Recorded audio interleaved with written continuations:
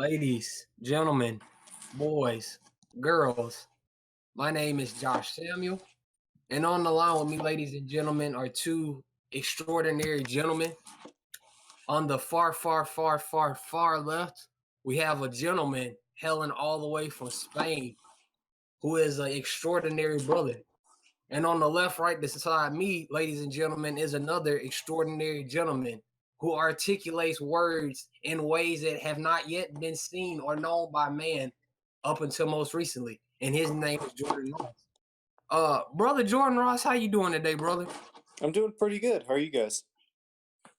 Good. Brother Good. Fran, how you doing today, brother? I'm good. I'm always ready to talk about things and make people mad just a little bit. Just a little bit. All right. Well, Fran, now that you have said that you're ready to make people mad, let's make some people mad. I think Spider-Man Homecoming is trash. No, I'm not. But anyway, Straight to the point. That's it. no, here comes the dislikes. But no, Spider-Man Homecoming, I don't think it's trash. But we are going to talk about briefly Spider-Man in the MCU. Brother Fran, I'll start with you. When you came out of the Amazing Spider-Man 2, I'm sure you had mixed thoughts about it. I'm sure you thought there was some good portions about it. You and I talked about it in the past, but I'm sure that you probably thought that it could have been a lot better. Would you agree or disagree? Well, when I got out, I was crying a lot because I was really sad that Gwen died. Mm-hmm. I'm kind of emotional with movies, and that really hit me. But Right. overall, I felt like I really didn't get too attached to it, except for Gwen's death. But in the end, it felt like a little bit of a mess. Like, it's the same problem that Spider-Man 3 had. Like, too many villains, too many storylines. They were not developed enough, and that really hurt the movie. Gotcha. That's what I really felt when I got out of it. Gotcha. Brother Jordan Ross, I'll pass the mic to you. What did you think when you first got out of the Amazing Spider-Man 2 prior to Spider-Man being shared with Sony by Sony with the MCU? I think I had a little bit of the opposite reaction. I wasn't personally a huge fan of the Amazing Spider-Man, and so I wasn't sure how I would enjoy the second one. But I actually, it had its problems for sure. But I thought that the action was super entertaining. I thought that his costume in that one, I will attest that is the best Spider-Man costume, live action one we've gotten so far. I think that's one's perfect. Yeah, so the action and the costume, I mean, for me personally, that was enough to keep me entertained and really enjoy the movie, regardless of its problems. So, yeah, and I was curious to see where they were going to go, even though I knew that it seemed like Sony was kind of sticking their kind of fingers in the whole mess and everything. I think it was a combination of they wanted too much too quickly for the universe. They were also focused by that point on trying to replicate. And as much as I hate to say this, they were trying to replicate the MCU success. Because at the time there was a Spider-Woman film, there was a Venom film, which we did end up getting last year, which was a success.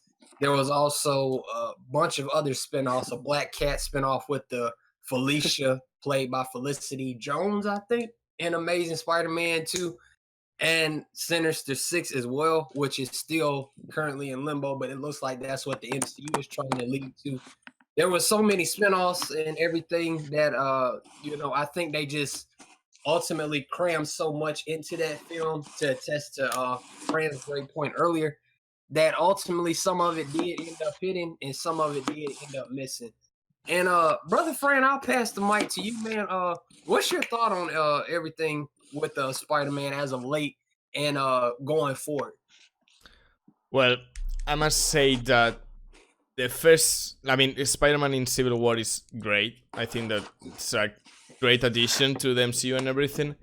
But then they started off in a bad way. Like, there were some things that were really wrong with it. Like, the whole parental figure of Iron Man being his kind of uncle. That was like, that's a no-no. And he didn't say, for example, in the Spider-Man Homecomings, he didn't say the phrase of, with great power comes great responsibility. And they had it to say it, like, just say it, all right? It's part of the character. It's really important for him, and he didn't say it. And I don't know, like I said before, seeing the trailers of Far From Home and then saying, the world needs the new Iron Man and all that stuff. It's like, no, bro. Like, they're going so wrong with the character.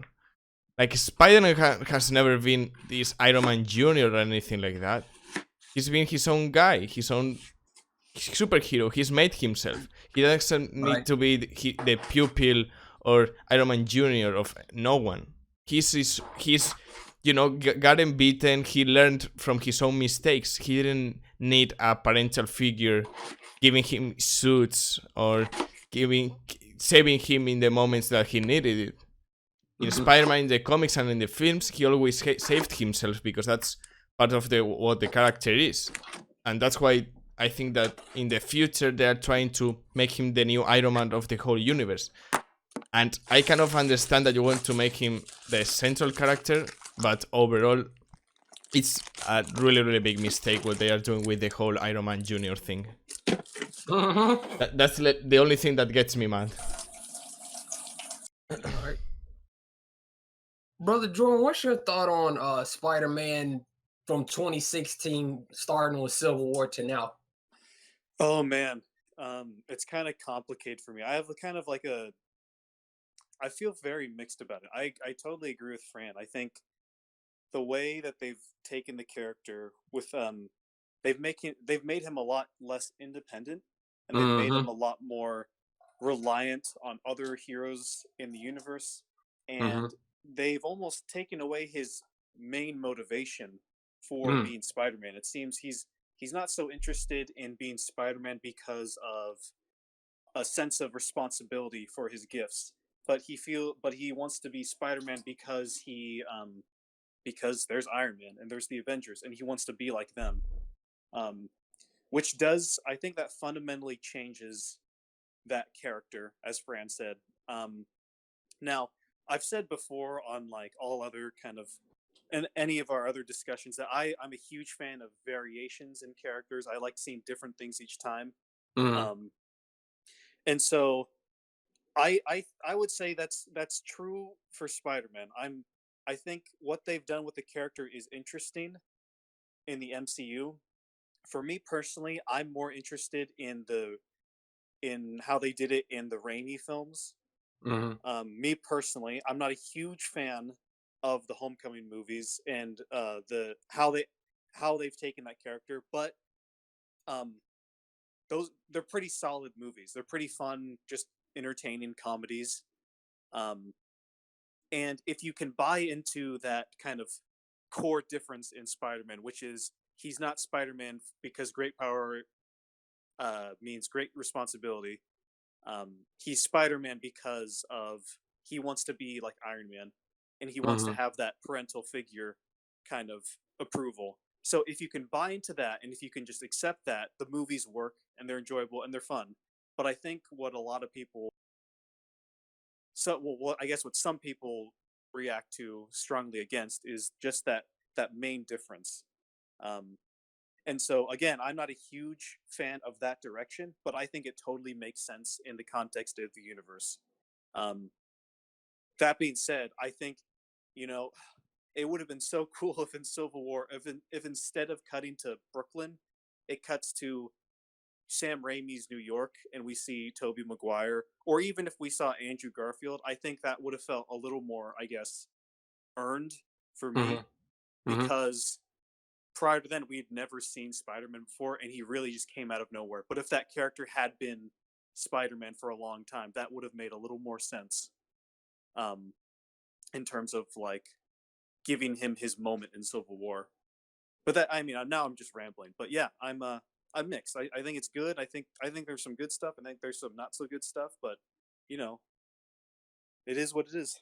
No, but you're right in what you said about you know, Iron Man coming to him, and he's an experienced Spider-Man and everything. Like in Civil War, that's like it's not a Spider-Man problem. It's like a Civil War problem when Tony Stark is like, we have to sign these accords because this kid died and his mother came to me and he said that, oh, poor guy, he died because he was a kid. And 20 minutes later, he's recruiting a guy to fight older men who's like 15 to die. It's like, all right, bro. Like, all right.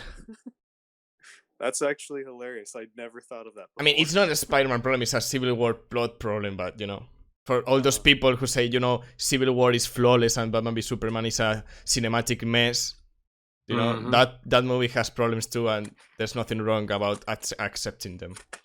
That's all I had to say.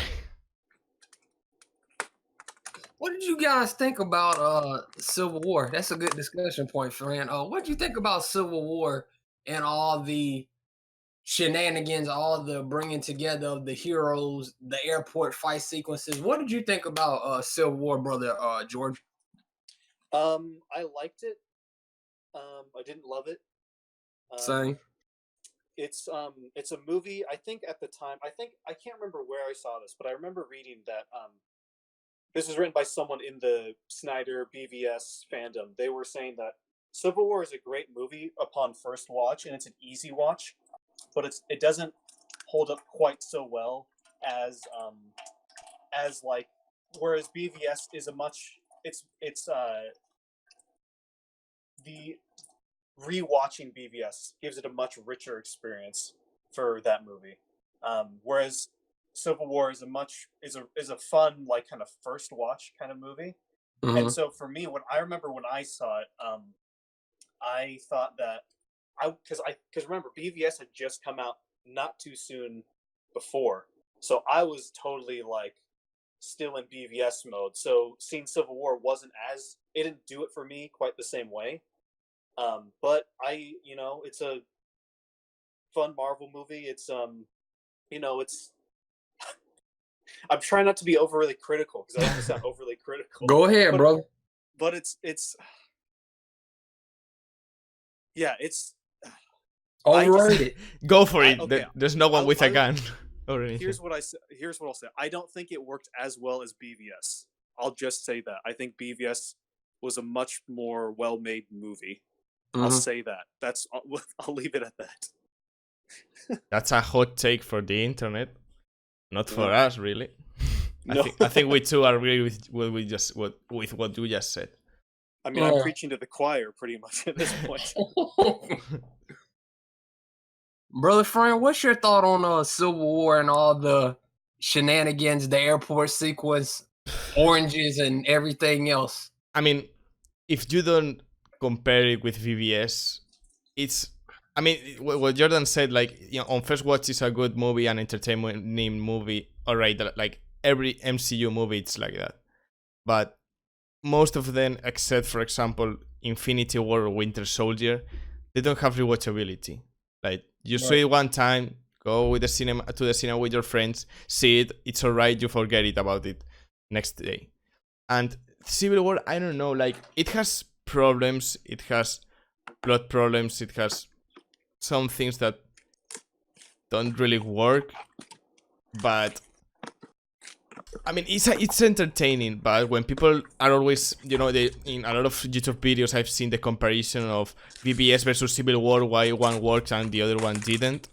It's like Civil War didn't really work that well. Like, there are some plot points, for example, what I said with the kid and Spider-Man, that people usually overlook, and it's not something that you should overlook because it's a crucial point in the storyline, because that's a moment when Tony Stark really decides to create those accords and sign them, and in 20 minutes later he's doing the exact same opposite. So for me, that's a little bit of a plot hole, or something was wrong with the script there.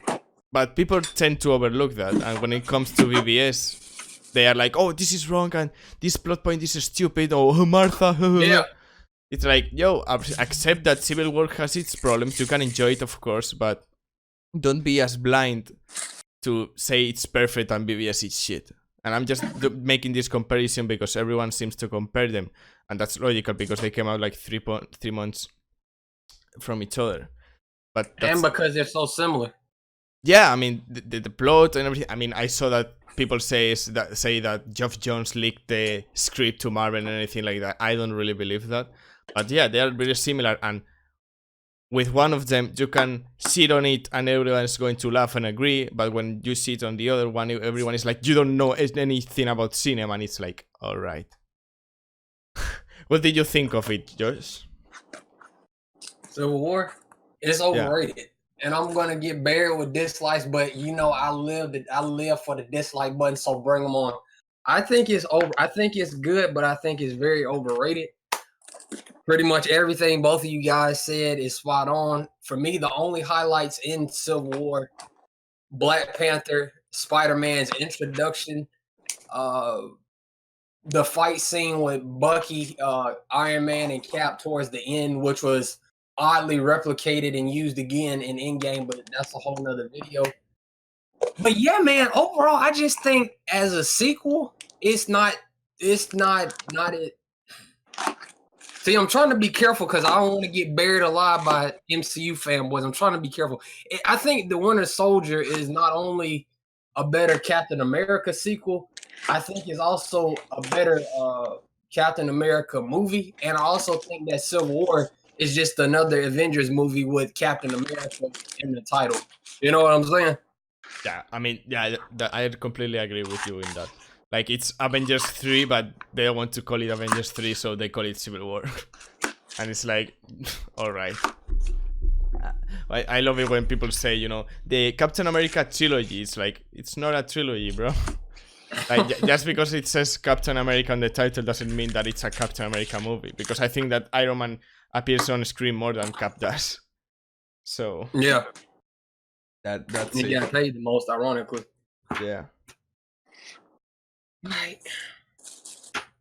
So, what would you guys agree? And I'll start with you, friend. And I believe I asked you this in our very interesting Spider-Man debate video we made a few months back.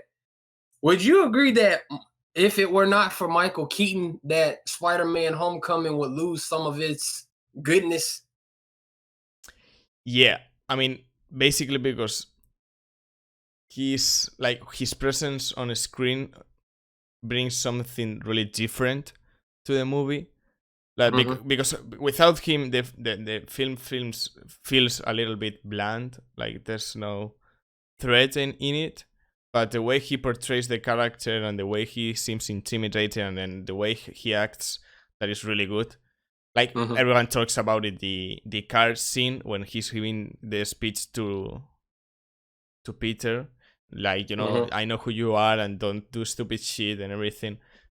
I felt threatened. You know, I felt the tension. And when Peter comes to his house and he's there like, oh, what, you want something for dinner? I really felt that. Like, I was in the cinema and I was scared. I was like, yo, he's going to kill him or something. I really felt the threat there. So I completely agree with what you say, because without him, without that threat, the movie would have been even more bland than it already is. So I think that is what kind of saves the movie in a way. That conflict and the way he's acted and everything, I think that's what saves it. I've got it's not necessarily a diss towards Tom Holland or anybody in the movie, because I like Tom Holland. I just think that they could do better in terms of writing with his character.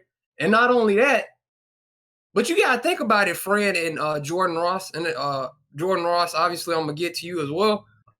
You know, they put Iron Man in the movie purely for the reason is, you know, they thought it's a gamble making a Spider-Man movie in the MCU. It was a gamble at the time. I'm sure people were like, oh yeah, like they are now with the X-Men, the MCU is so gonna get Spider-Man right.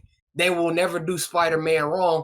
And as soon as the movie came out, people were saying, oh, well, you know, I think they should have did it more like the Raimi films, or, oh, this isn't Spider-Man. So it's clearly a never-ending battle. And once again, friend, I cut you off as soon as you were about to say something. I do apologize, brother. Go ahead. No, I was going to ask you a question, but that can wait. I think that we should get the point of view of Michael Keaton on Jordan's side, so and see what he Brother has to say Jordan. about it. Michael Keaton, I don't think. I mean, yeah, I think I agree with you. I think his performance elevated that role for sure. I don't know if his performance elevated the movie, because it kind of what if Michael. I think the way that role was written was pretty compelling compared to a lot of the other MCU villains. So the way he was written, first off, that was actually really interesting. So I think there's a lot of other people who could have played the role, but they probably wouldn't have made it as interesting or as compelling. I think if Michael Keaton isn't in that movie, say it's like Brendan Fraser or it's someone else, like I think the right actor could have made it interesting and enjoyable, and I don't think the whole movie really hinges on him so much as it does with the high school Peter Parker stuff. But that's just my opinion, of course. Okay. Where would you guys rank Far From Home in your Spider-Man film rankings? And brother Jordan, I'll start with you.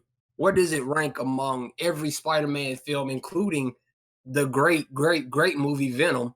Where the cinematic masterpiece that is Venom. Where would you rank it, brother? I forgot that. Yeah, I forgot about Venom. I actually like Venom. I don't know about you guys, but I thought it was a pretty fun movie. Yeah, I do too. I would say for me, I recently rewatched all the Raimi films. I need to rewatch the Andrew Garfield movies, and along with the Tom Holland ones. For me, I think Spider-Man 2 is still at the top. Yep. I think my number 2 spot is tied with the first Spider-Man and Spider-Verse, because they're so different origin stories, but they're both really well-made origin stories. I think. See, this is where I throw people off, because I enjoy big parts. The parts that I enjoy in Spider-Man 3, I think I enjoy those more than the overall experience of the other Spider-Man movies. So, I get maybe Homecoming's number 3, followed not too far behind by Spider-Man 3. It's kind of hard because I haven't rewatched all the movies in such a long time. But I think Homecoming would probably be somewhere in the middle, or kind of closer to the top in the middle, if that makes sense for me. Well, I mean, that alpha dancing, it's a really fun and interesting part of Spider-Man 3. Oh, you know what I realized about Spider-Man 3 rewatching it? That movie is stuffed with jokes and humor that feels so out of place with the first 2 movies, but they feel right in line with the MCU. It's crazy. Like, every joke that they made in Spider-Man 3 is something that I could foresee them doing in a Marvel Cinematic Universe movie. So if you guys get the chance, rewatch it and let me know what you think about the humor, because the humor feels very tonally consistent with the Marvel Cinematic Universe. Yeah, I will need to look it up again. I've seen Spider-Man 3 lots of times, when it came out on DVD. But yeah, I will need to rewatch. I think I'm going to rewatch the 3 of them, the 3 Raimi films, because they are really, really good. What's your ranking, Josh, of the Spider-Man films?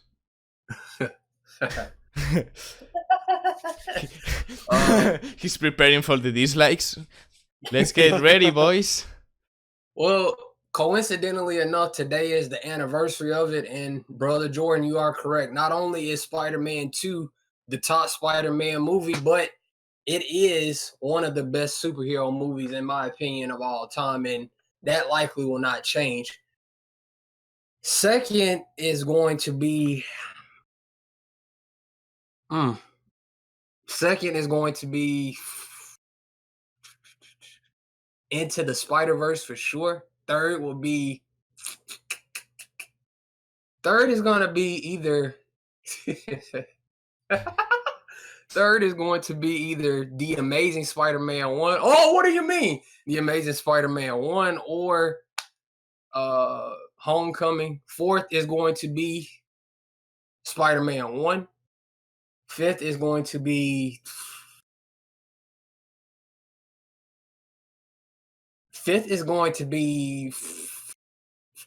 The Amazing Spider-Man 2. Sixth is going to be Spider-Man 3. And seventh is going to be Venom. I'm sorry. You are really putting The Amazing Spider-Man 2 over Spider-Man 3. Do you really want to go there, Josh? Are you for real? Are you for real, Josh? I can't help it, man. It gets me. Mark Webb gets me. Shout out to Mark Webb, even though he made Peter Parker too good looking or something like that. Look at me. I'm supposed to be Peter Parker, but I'm this cool guy who skates and gets the girl in the first time I told to her. Hey, he fought Electro, man. He fought Electro. No, I'm talking about the first one, man. Oh. when he's like, yeah, I'm this cool kid, I'm skating around, and I'm supposed to be Peter Parker, and I get the hot girl the first time I told to her. It's like, okay, bro. Like, whatever. But I'm not going to get into that. I'm gonna give my ranking, yeah. I mean, obviously, the first one is going to be Spider-Man 2. Like, when I was like 4 or 5, I purposely bought a DVD player just for that movie. Like, I must have seen that movie, like, no exaggeration, like 30 or 40 times. When I was a kid, I was watching it all the time. The second one is going to be like a tie-up between the first Spider-Man and Into the Spider-Verse. Like, I saw Into the Spider-Verse with my brother the other day, and it's really good. It is. I didn't expect, when I saw it in the cinema, I didn't really expect it to be that good. And it really impressed me how not only the animation is, but the whole story, the feelings, everything. It really moves you. So that's what I look for when I see a movie.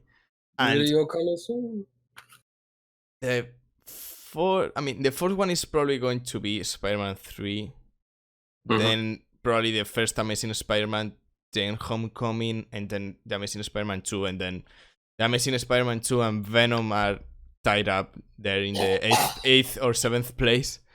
Because Venom is enjoyable, but when you compare it to the rest of the movies, it is not comparable. Like, it's a fun movie to see 1 or 2 times, and that's it.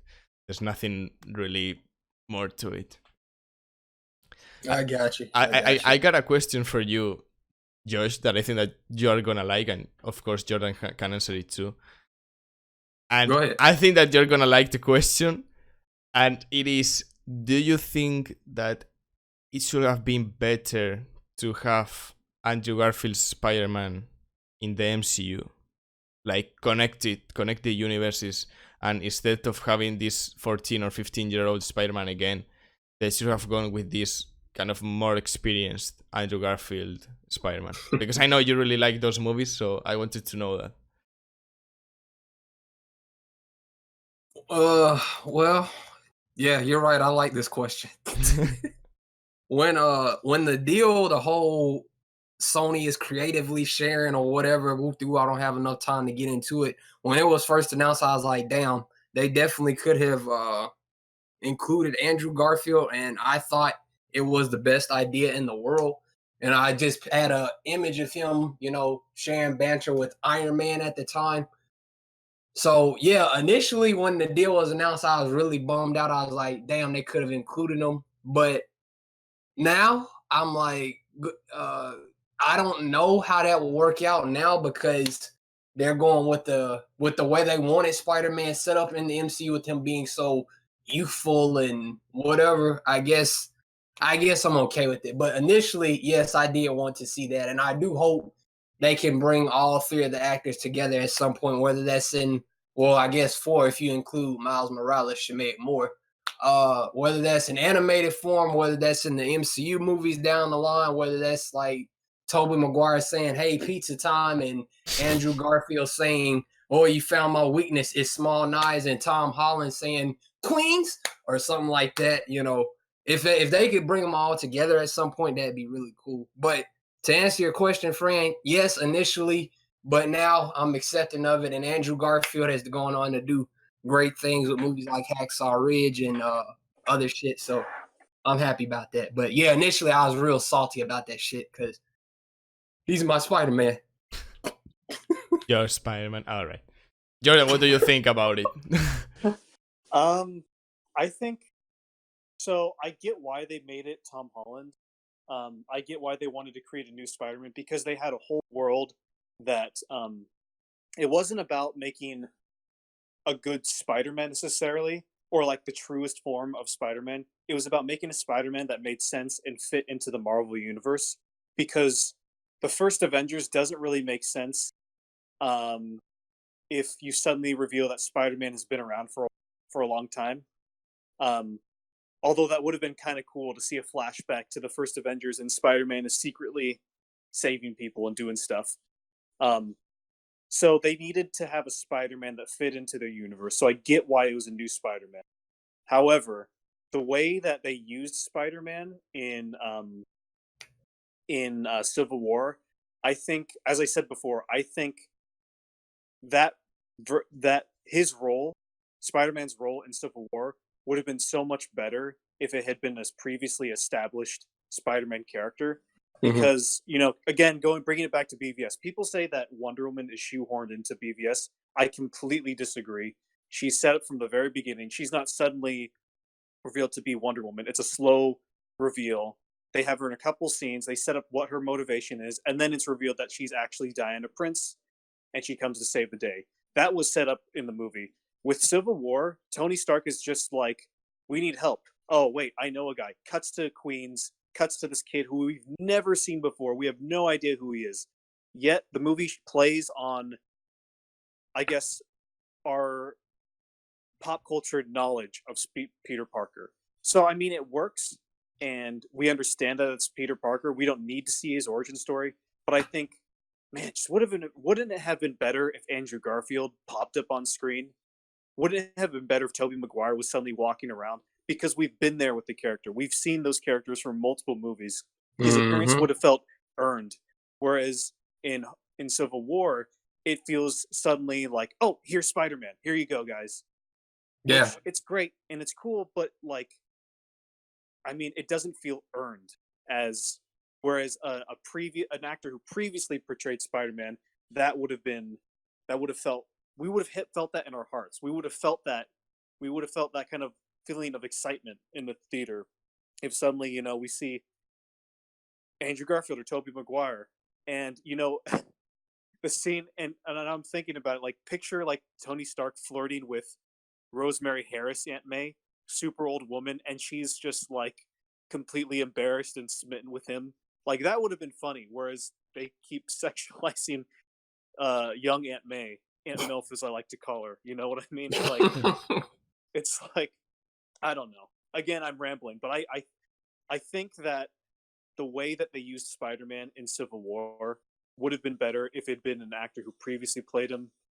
And I think that, they didn't know they were going to get Spider-Man for the rest of the universe. It's not like Homecoming was planned way back in the day when they first started the Avengers. So really, that Homecoming movie, that could have been however they wanted. It didn't need to be Peter Parker as a young boy. But I guess that's the direction they wanted to go. So I think they could have done without the. I think they totally could have gotten away with having one of the other Spider-Men here. That's my thoughts. Gotcha. Well, if they had Tobey Maguire appear on the screen, I would fucking scream like a little girl. I assure you that. Boy, Tobey Maguire, man, those are memories of the childhood, and yeah, I love Spider-Man too. Spider-Man 1, it's okay and everything, but enough about Spider-Man to keep brother Fran's blood pressure at a reasonable point. We're going to now talk about the Snyder Cut, ladies and gentlemen. Oh, that thing that doesn't exist. All right. And I've been waiting a long time for this. Because now, ladies and gentlemen, I get to make people extra salty and want to hit the dislike button even more than they're allowed to. Brother Fran, I will start with you. What is your thought on the Snyder Cut at this point? Take as much time as you need. I will mute my mouth. And then, Brother Jordan, you can chime in as well after Brother Fran. Well, I mean, we've been through some really dark times. Like, for example, Comic-Con last year. Like, when the Snyder Cut didn't happen in Comic-Con last year, for real, Twitter felt like fucking war.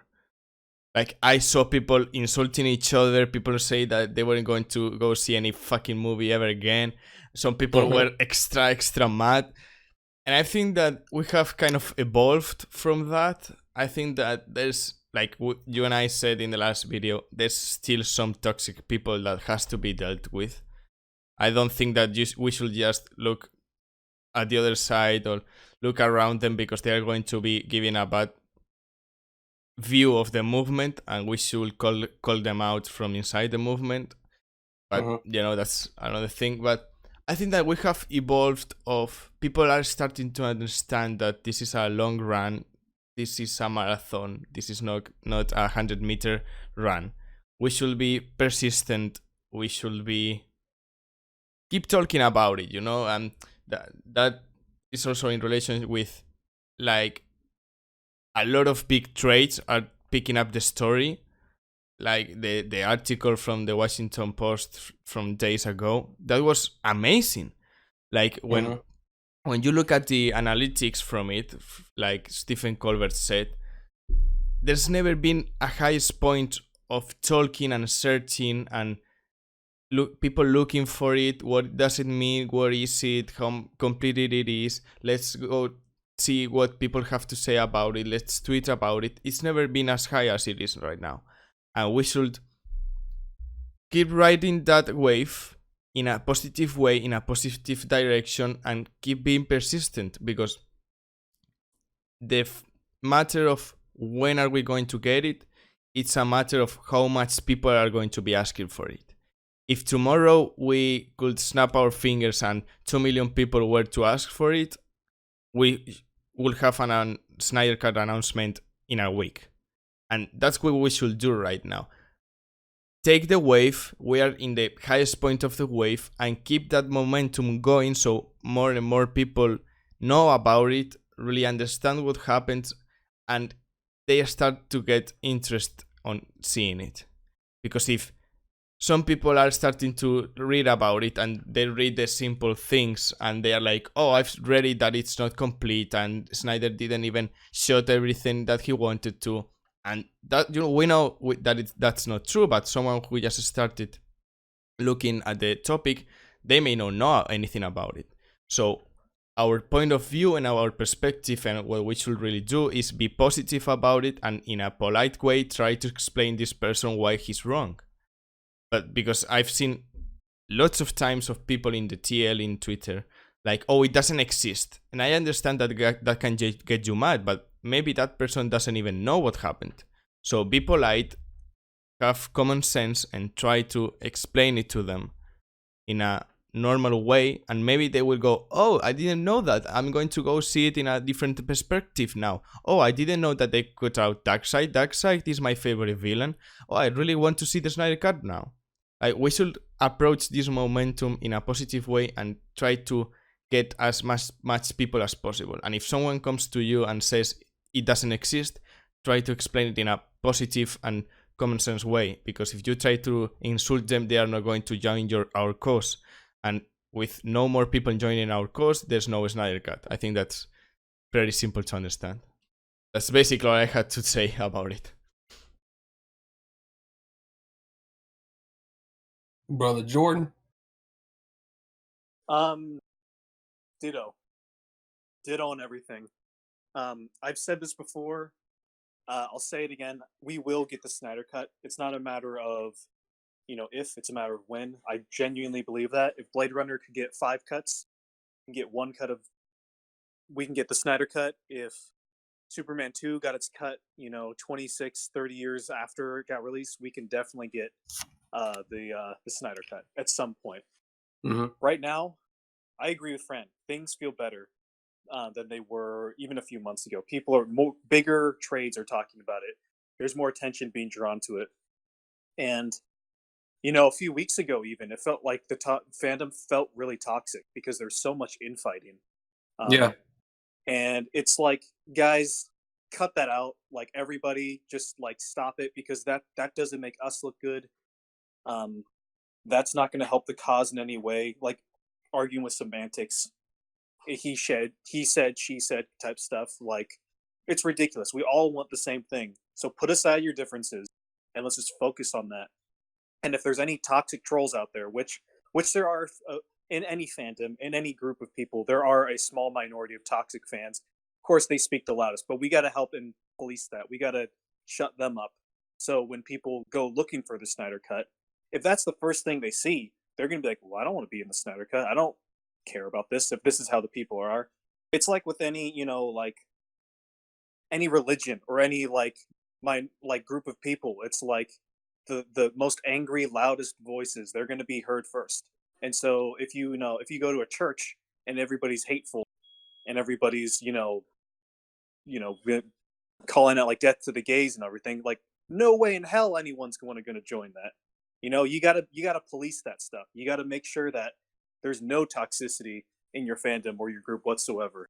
So I think that's a big thing, just making sure that we stay on top of that as a movement, making sure that people know that's not what we're about, and making people sure that it's not just about the Snyder Cut. It's about the Trank Cut. It's about the Simon Kinberg Cut. It's about all these other filmmakers who have had their movies butchered by the studio. Yeah. And it's about suicide awareness. It's about raising money for people who are suffering and people who are struggling and need mental health assistance in any way. It's about helping those people as well. Obviously, the cut is what we want. That's the biggest thing. But if all we manage to do is raise money for suicide prevention and artistic freedom, then that should be. I view that as a win in itself. The Snyder Cut is the thing that we, that's the cherry on top. Mm-hmm. Yeah, you're right what you said about suicide prevention, because every time, sites like Fandom or sites that are comic books and everything, they report, people are raising money to release the Snyder Cut to make a campaign on Comic-Con. And people on the replies are like, Flint doesn't have water, and this place has a hunger issue, and this place, they need money. And it's like, have you ever even read the whole article? Like, they are donating half of it to suicide prevention. What half of nothing did you donate from the $15,000 from the billboard of Rehire James Gunn? That's what I thought. It's like, people don't even read it. People want to be toxic. Because, as you said, it is important. As you said, Jordan, it is really important to, suicide prevention and artistic freedom and everything. But people don't even want to read the whole article. They're like, oh, fuck them, Snyder cultists. They're raising money, and in that city they have food problems and food issues. And it's like, have you ever even read the whole headline? Like, I don't know. What's wrong with people, really? And when they want to rehire James Gunn, they waste $15,000 in a billboard. They don't donate anything, and they're like, "Yeah, rehire James Gunn. Yeah, let's do it." And when you raise $20,000 and you want to donate $10,000 for suicide prevention, which is a noble cause, you're like, "Oh, fuck them, Snyder cultists, man." It's like, yo, fuck you. Like, I don't know, man. It really gets me angry. Yeah. You see the hypocrisy everywhere, man. You brothers touched on a lot of great points, and I completely agree. The biggest thing, and I've preached this since a long time ago. I think the biggest thing, and I know the biggest thing, is us uniting and us staying united and not fighting amongst ourselves. There is, again, like you touched on, Fran, there has never been increase in demand for the Snyder Cut like there is now. There's never been a movement like the Snyder Cut like there is now. And I think that the biggest thing is just us staying united. We all want the same thing. We all want to see the Snyder Cut. To your great point, brother Jordan, and this is important, that artistic freedom. It's not just the Snyder Cut, it's the Ayer cut of Suicide Squad, it's the Kimberg cut of Dark Phoenix, it's the Trank cut of Fantastic. And it's artistic freedom and letting studios know that we want to see the directors' films as they intended them to be seen, and not see edited, watered down BS. We want, if we pay for something, we want to see it exactly as the creator, in this case, the director, intended. And yeah, we will see the Snyder Cut. I believe it. I know it in my heart. We will see the Snyder Cut. And Fran, you and I talked about this and have talked about this. It's not going to be overnight. It's not going to be instant. These things take time. And also, to your point as well, brother Jordan, to add to some of what you said earlier, some of the best things have been brought back to life on television and even in movies with Superman, the Reeves cut, or whatever, the Donner cut. Some of the best things have been brought back because of fans, with Young Justice, with Lucifer. Some of those things have been, brought back because of the fans, saying save this and save that. And we're seeing a similar thing with Swamp Thing on the DC universe, which was tragically canceled and foolishly canceled by WB. Brother Fred, I'll start with you. What's your thought on all that, man? Well, I think that's very true. Like, anything that has happened in terms of releasing cuts or campaigns or all the things that you say that has happened, it's always been because of fans. But the studio not only wants to see fans, they want to see profit, and they want to see money, because that's what studios are. They don't work for free. So what we need to do is get even more fans in our cause. Because, for example, the Donner Cut, they got it because more and more people were starting to send letters to Warner Brothers to release it, and it took its time, and then more people knew about it, and then more people wrote about it. But I don't know, I wasn't alive at that time, but I don't think that they were as toxic, and as, I mean, of course, there's always some people that are toxic, but I think that they were really nice on making people come together, and that's what we need to do. Like, for example, 200,000 people signed the petition to get the Snyder Cut. Then, if you continue to do these campaigns and do them in a positive way, it is impossible that no one is going to join you. Because if you see something that is noble, that is a good cause, and something that you will really like to see, you are going to join it. Maybe you're not going to be as active, but you will start to, say in social media, yeah, I want to see that Snyder Cut. Maybe you're not going to be tweeting about it all the time, but more and more people will join. And if Warner Brothers sees, for example, I'm going to say a really high number, for example, 1 million people sending them letters and hashtags and talking to the trades to make articles and making videos and making edits and all that stuff, they're going to go and see, oh, there's 1 million people ready to buy what they want. And that translates into money. That's all we need. All we need is more people in the movement. It's really simple.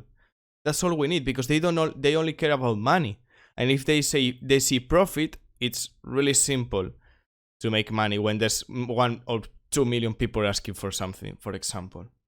And I also wanted to touch on something really briefly of all the people that say move on.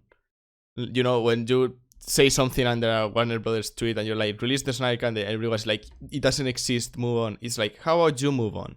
How about you let people ask for what they want in a respectful manner? You may not want to see it, but why the fuck are you telling me what I can and can't say? Like, who do you think you are to tell me what I can fight or can't fight for? That's Uh, all every any like the only thing that I have to say to the people that are always telling us to move on. It's like, how about you move on? How about you enjoy the things that you enjoy and let people live however the fuck they want? It's really simple to understand. Holy shit, I went in a little rant there. My voice hurts.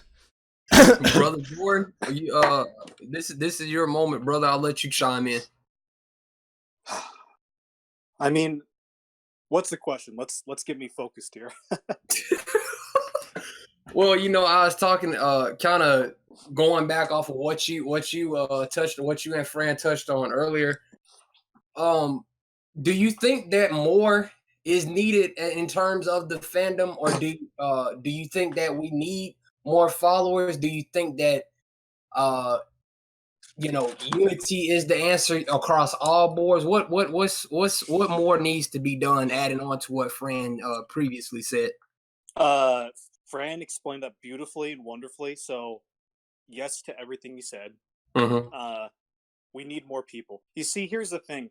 It may feel like there's a lot of us, and I believe there's a lot of us. I know there's lots of people who want to see the Snyder Cut. I know that if we release it in theaters, it's going to make a lot of money, or even on DVD.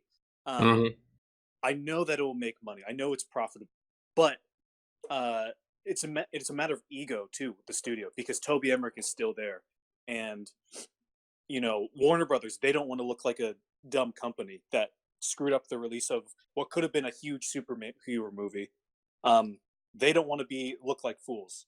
Mm-hmm. So it's not just a matter of having enough people to make money. We have to become undeniably huge. We have to be undeniably just passionate and undeniably. We have to show numbers. We have to be able to prove that we can make millions of dollars. We have to be able to prove that we can, not just make a good amount of money. We have to prove that we can make a great amount of money, because that's what the studio is going to respond to.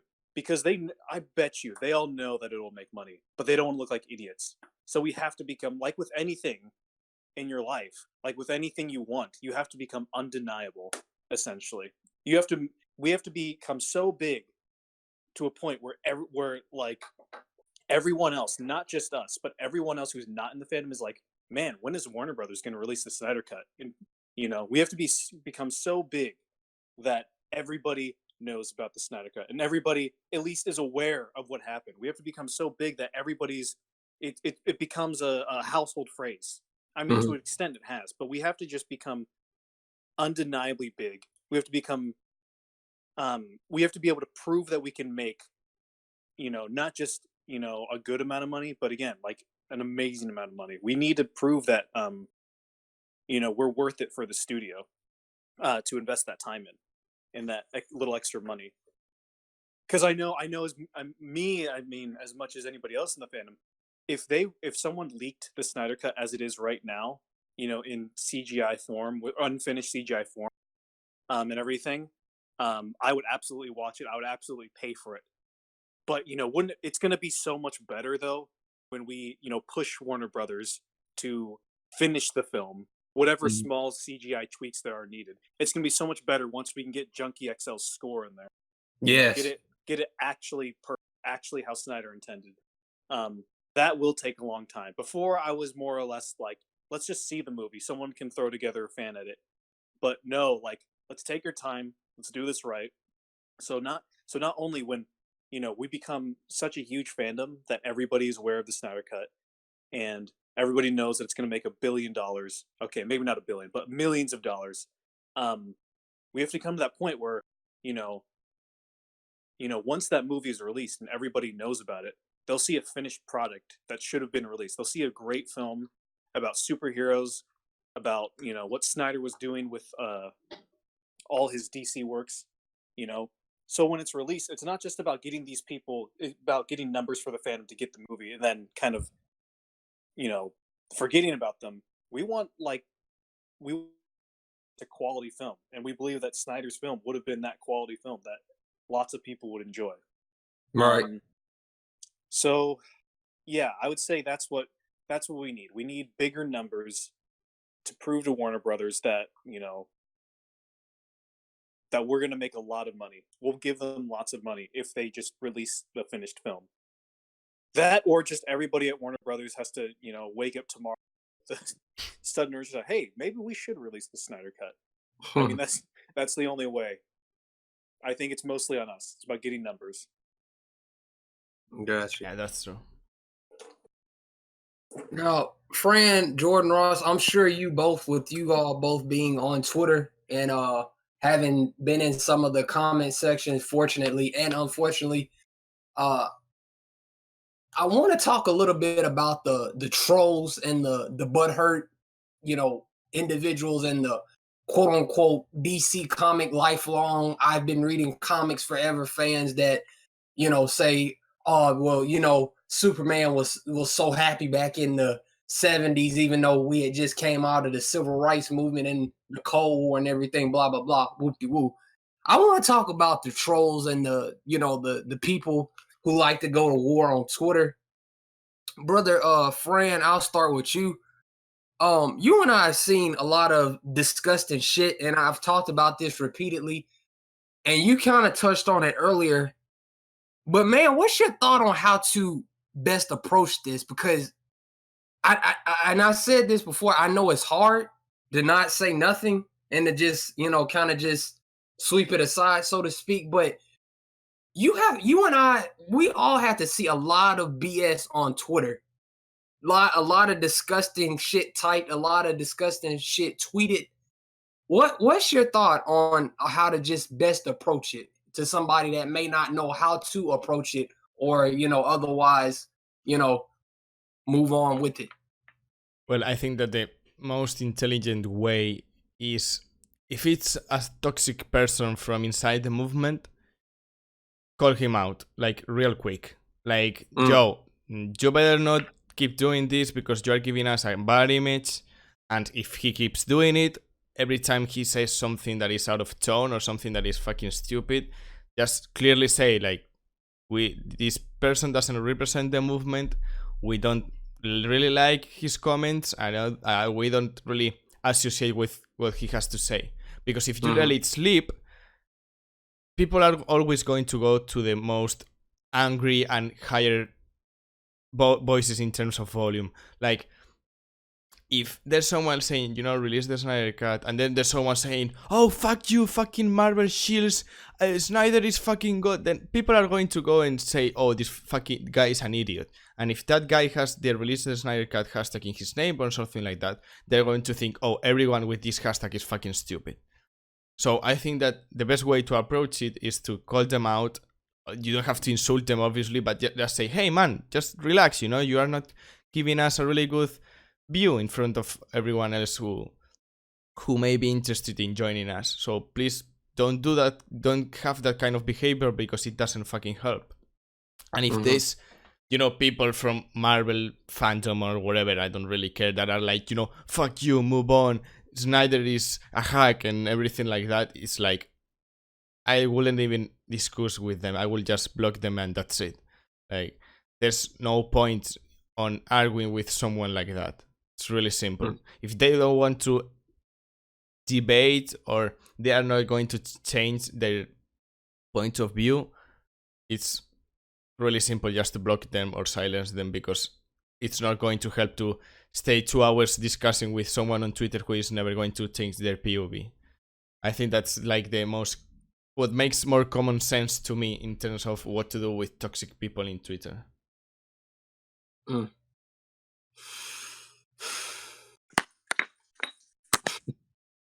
All right, brother Jordan Ross. What have you had to engage or go to war on Twitter with any of the trolls or the DC comic fans or the MCU keyboard warriors? Have you had any of those encounters, or have you seen any of those encounters? And what advice would you give to an individual on how to approach that type of situation?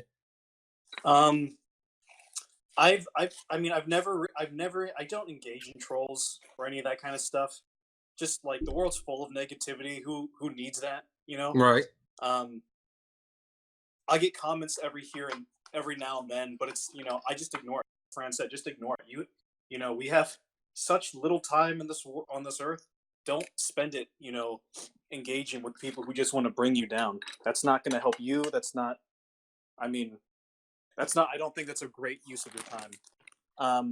With people in the fandom, from the interactions that I've seen, as long as you try to be respectful, and as long as you're polite, and as long as you're patient with these, kind of more toxic Snyder fans or DC fans, if we're patient with them, hopefully someone will see the interactions that we have with them and say, hey, these guys are calling him out. These guys are being respectful, and this person isn't listening. My hope would be that an outsider looking in would say, oh, it looks like, these guys are doing a pretty good job at like shutting down any toxicity. Right. So I think be patient with them as hard as it is. Don't insult them. Be polite. Be respectful. And I think that's all we can do. I mean, we can't control people to act a certain way or do a certain. Yeah, that's really all we can do. Yeah, and I know for for those of you that have watched my videos from the get go, I will be the first to admit I've gotten what I like to call passion, but I've gone over the line many a time before. And looking back at some of my videos, I've said, well, hey, I may have been right on this point, but maybe I should have worded this better. Hey, I was right about this, but I didn't need to call Mark Guggenheim a Wamba Fett from Pokemon looking motherfucker or something like that. This because it's all love, but maybe I shouldn't have said that in the moment. And looking at it from, in the fandom, it made me self-reflect and say maybe I need to approach things differently. I want the Snyder Cut more than anybody I know. That includes you brothers. Again, it's all love, but I want the Snyder Cut more a lot. But there's a right way to go about doing things, as both of you had touched on, and there's a wrong way to go about doing things. And yeah, Jordan Rush is exactly right. With trolls, just ignore them. I have the mute button on YouTube. I can mute anybody. I can ban you from my channel. I can mute you on Twitter. I can block you and report you. So yeah, just block and report. Two more questions, then we'll close out. Unless you brothers had anything to add to the convo. Brother Jordan, I'll start with you. BVS or Watchmen? That's a hard question. I think that. Shoot. I'm sorry, man. Gosh. Why are you doing this to me? That's like saying mommy or daddy. It's like that's really fuck. That's like they are two sides of the same coin. They're going for the same thing. They're doing it in similar ways. I think I'll go with BVS because Watchmen deals with kind of archetypes of these gods and characters. BVS deals directly with Batman and Superman. Brother Fran?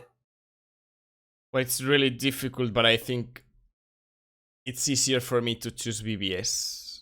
Although I really love Watchmen. Like, every time I watch that movie, it's like, oh, wow, this is so different from anything that we had in terms of superhero movies. Like, I love the aesthetic. I love that it's R-rated. I love the score. I love Dr. Manhattan. I love Rorschach. I love everything about it.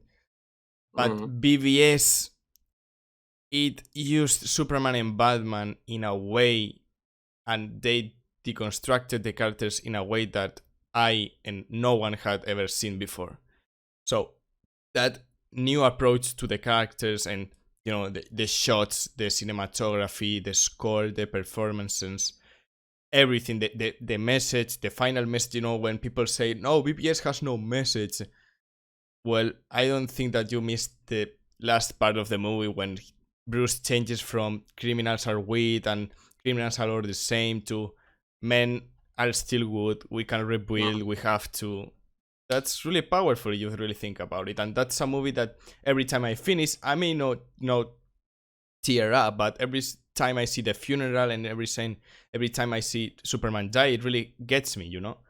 Watchmen Right. gets me in a different way, but when I see BBS, that funeral, that score, everything, the performances, it really gets me. So that's why I really prefer it. Which one is your best? Damn. Oh fuck. Oh damn. I'm trying to picture a scenario of somebody taking my Ultimate Edition of BVS and the, cut of Watchmen that I have and telling me I can only take one. I don't know, man. I might have to fight that person. Oh, fuck. I'll go with Watchmen. I will go with Watchmen. Ooh. But I love BVS Ultimate Edition, but Watchmen just did something to me. Even reading the comic, like I said in past videos, it's something that I had trouble putting down, and it's something like even reading certain panels in the comic, I was like, I gotta read that part again. I was like, wow. But yeah, BVS Ultimate Edition is just as great, if not greater. But it's Zack Snyder, he's the greatest. So, what more can you say? Finally, brothers, and then I will pass the mic to you all. Fuck it. I'll pass the mic to you all. Forget that fucking question. Brother Jordan or brother Fran, I'll let you guys shoot some questions around the table. Well, I think that the question that I have is what improvement for the Snyder Cut cause is that there's a new CEO in Warner Brothers. Because I saw that the new woman that is coming in, I don't know her name, sorry. She said that she really likes to interact with people in social media. She really appreciates the fans. And she says that she's all in for artistic freedom. She is all in for directors. And I don't really know the show, but in BBC there was a show that was it was R-rated, and it took, the themes of it were like kind of a Watchmen, it was really strange, and people were like, oh fuck this show, it is not for kids and this and that, and she really pushed for it to stay. So I'm gonna answer my own question and then see what you guys think, but she seems to want not only artistic freedom and anything, but she wants variety, and she really appreciates fans. With what I said with this show, she kept it because a lot of fans were saying, please keep the show, and she said, okay, let's keep the show. So I think that, to answer my own question, it's a really good move that we have this kind of CEO in Warner Brothers, because if she really sees and understands fans, it's a really, really good thing that she's on. I just wanted to see what you guys think about it. Yeah, I agree. And I think as soon as they get rid of Toby Emmerich, I don't know how soon or how quickly that will come about. I think that will be Soon. Pushing us. Yeah, that will make it come even sooner. No pun intended. I think that will make it get released even sooner, and everything. And I think this bodes well for us. I think, again, like both of you and myself touched on, hashtags, more support, more individuals being involved in the right way is the right step to go about doing it. It's all about getting Toby Emmerich the hell out of Warner Brothers and keeping him far, far away from it, and keeping his input far, far away from it. Because going back to Mark Guggenheim, he's still at the CW, but that's another video. Brother Jordan, what's your thought on all that, man? For me, I think unfortunately I don't think it's going to make too much of a difference. At least now, in the long run, yes, but not right now, because right now she's new. She is, when you get a new job, you don't want to go in and start immediately like messing things up and like putting your kind of mixing things up necessarily. I don't think so. I think she's gonna try to get a feel for everything first. I mean, the Snyder Cut is such a small, I guess, a small thing, right? Because there's Warner Brothers, and then there's DC, and then within DC, it's the movie portion. And within the movies, it's the Snyder Cut. So that's such a small little thing, and I don't think she's going to go searching through each little thing necessarily, Mhm. right away, anyways. Um, um, and also Toby Emmerich is still there. So say she does decide to search this out, like, you know, Toby Emmerich's the guy to go to, right? Because it's like, and then that's not good because then he's like, oh, these fans are just crazy. They're talking out of their butts and they're crazy. Like, so if she seeks out any information, it seems like she would get it from Toby Emmerich, and Toby Emmerich would try to downplay everything because he wants his job, obviously. Right. So as of now, I don't think it's going to make much of a difference. But in the long run, in a few years' time, yeah, sure. Like, I think I could see this going well for us. Yeah, that's true, but I've heard that Tommy Ebenick's days are really counted on Warner Brothers because I've heard that the Me Too thing that happened with Kevin Tsukihara, I've heard that Toby Emmerich also has some strange things there. So the time, the same that happened with Tsukihara, the time it is published in a newspaper, I think he's going to leave really quickly. Like I don't hear anything that makes me think that he's going to stay. Like everything that I hear is like he's going to be gone and soon because they want to fire all the decision makers that were there when that movie bombed and lost millions for the studio. That's why I have a little bit of hope in her. Yeah, that's a really good point because yeah, Toby Emmerich, his days are numbered, for sure.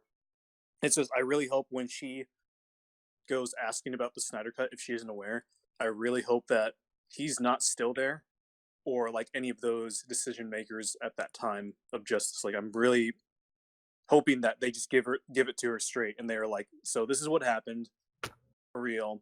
This is what the fans want. This is what the situation is, and they can just give it to her without like any like manipulation or like lying or anything like that. Right. Because you still had Geoff Johns, but that's another video. Yeah, but he got stepped down and everything, so I don't think he's the decision maker on Warner Brothers anymore. Yeah. Well, ladies and gentlemen, we have reached the conclusion of the video. You all go subscribe to Friends YouTube channel, which I'll provide a link to in the description. And please follow Jordan Ross on Twitter as well. Thank you all so much for tuning in, ladies and gentlemen. And I am Josh Samuel. You are tuned in with myself, Brother Fran, and Brother Jordan Ross. And we'll see you all very soon. Bye-bye.